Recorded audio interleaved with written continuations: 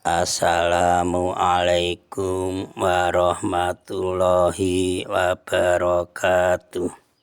Selamat berbahagia jamaah ngaji tafsir Al-Quran dengan referensi kitab tafsir Al-Ibris Mu'alib Mbah Kiai Haji Bisri Mustafa Rembang dengan sanad Mbah Kiai Haji Samsul Mu'in Khalid, pendiri dan pengasuh Pondok Pesantren Darul Amin, Cacak Banyuwangi, Jawa Timur.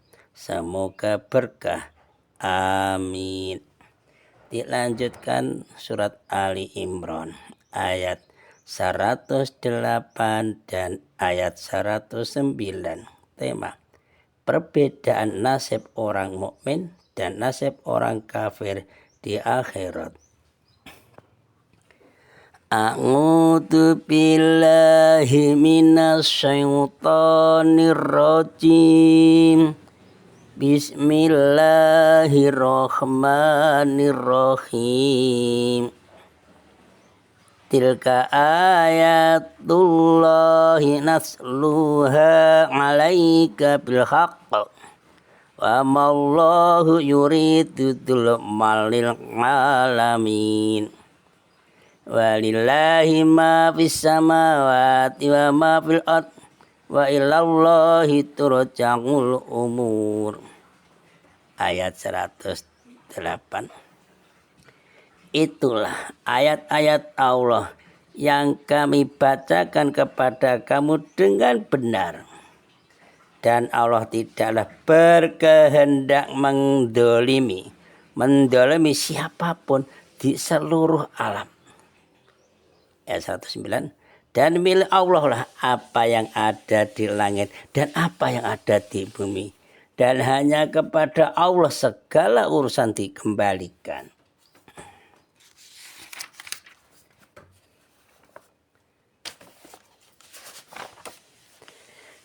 Tilka utai mengkono ayat iku ayatullahi pira-pira ayat ya Allah Ta'ala. Nasluha macaken sapa ingsun Allah ing ayat alaika ing atase sira Muhammad bil haqqi kelawan hak bener. Wa malan ora ana sapa Gusti Allah Ta'ala yuridu ngersakaken sapa Allah Ta'ala dulman ing nganiaya lil alamin marang wong ngalam kabeh. Catatan penting ini ya. Harus diingat-ingat. Walilailan iku kagungane Allah Ta'ala mautawi barang wisamawati kang tetep ing dalem pira-pira langit, wa malan barang berarti kang tetep ing dalem bumi. Wa ilaulan iku marang Allah Ta'ala turja'u den balaken opal umur pira-pira perkara. Ayat 108. Itulah ayat-ayat Allah yang telah dibacakan dengan benar dan setiap orang akan menerima balasan sesuai dengan tingkah lakunya di dunia. Dan Allah sekali-kali tidak berkehendak untuk menganiaya hamba-hambanya sebab Dia Allah Maha Kaya dan Maha Adil. Dapat melaksanakan kehendaknya Allah yang sempurna, sangat sempurna.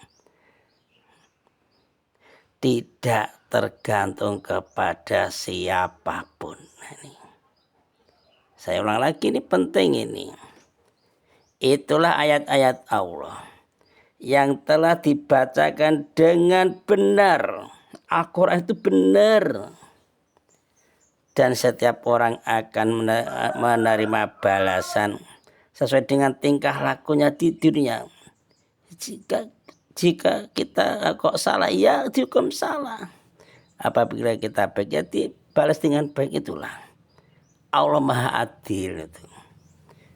Jadi di sini kita harus yakin Allah tidak berkehendak.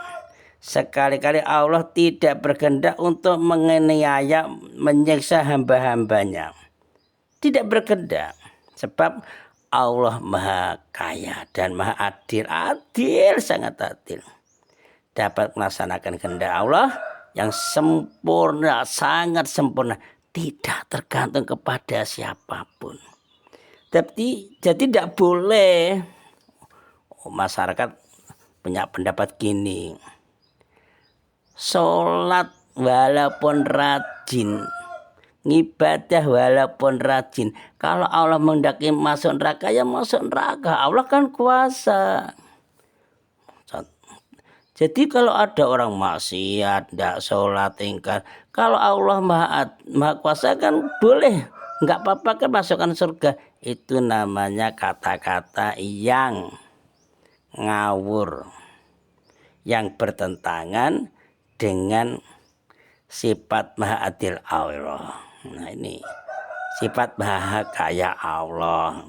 Ini melecehkan itu. Kok enak meneng. Itu pendapat orang-orang yang ingkar seperti itu tetap salah. Ayat 109. Di samping itu, seluruh benda-benda alam, baik kategori planet maupun bintang-bintang yang jumlahnya sangat banyak, tidak bisa dihitung. Ya, sebagaikan bulu domba itu tidak bisa dihitung, saking banyaknya. Adalah kepunyaan Allah, semuanya kepunyaan Allah. Di bumi, di langit, kita juga manusia makhluk itu juga kepunyaan Allah, genggaman Allah. Dia Allah mempunyai wewenang sepenuhnya. Untuk apa? Untuk mengatur segala isinya dengan kebijaksanaan tanpa harus mempertanggungjawabkan kepada siapapun. Enggak butuh. Karena Allah lah Maha Pencipta alam semesta. Dan kepada Allah pula seluruh urusan akan dikembalikan. Ini menambah semangat keyakinan kita kepada Allah.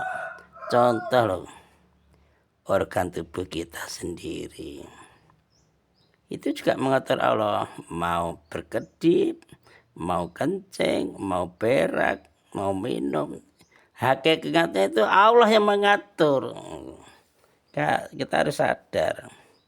Contoh kecil-kecil saja. Mau berak. Ini mau berak. Saya tunggu nanti aja 3 jam lagi. Ya tidak bisa. Ya harus dikeluarkan, harus diberakkan. Itu harus kayak gitu. Ya, itu memang sudah Allah yang mengatur itu loh. Jangan sombong, kita bergerak sendiri, buat sendiri, lahir dengan sendiri, ya, itu kesombongan. Kesimpulan nomor 1. Orang mukmin akan menerima nasib yang baik di akhirat nanti. Mudah-mudahan kita termasuk golongan orang mukmin yang benar-benar mendapat nasib yang baik di akhirat nanti. Berusaha, berdoa. Apa nasib baiknya? Nasib baiknya wajah atau muka mereka, wajah mereka orang mukmin, dan kita termasuk juga orang mukmin. Wajah kita putih bersih bagaikan salju. Wajah berseri-seri. Karena apa kok berseri-seri? Karena kita akan dimasukkan ke dalam surga. Mereka orang mukmin akan dimasukkan ke dalam surga. Dan ini akan memperoleh rahmat dan keridhaan Allah. Ini penting keridhaan Allah.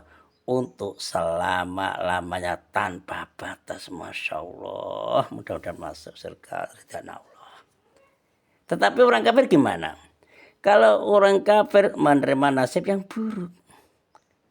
Apa nasib buruknya? Ya wajahnya orang kafir hitam dan muram. Ngapa wajah atau mukanya orang kafir itu hitam dan muram? Ya karena mendapat kecaman dan ancaman dari Allah. Dikecam, diancam oleh Allah. Takut akhirnya hitam muram. 2. Untuk melakukan hal itu bagi Allah yang Maha Kuasa adalah mudah dan perlakuan terhadap orang mukmin dan orang kafir adalah sesuai dengan keadilannya Allah, keadilan Allah. Ini harus yakini maha Allah, Allah maha adil. Jadi kita mudah-mudahan kita sebagai orang mukmin mendapat nasib yang baik. Kita itu mudah-mudahan jadi orang betul. Biar apa? Mendapat nasib yang baik.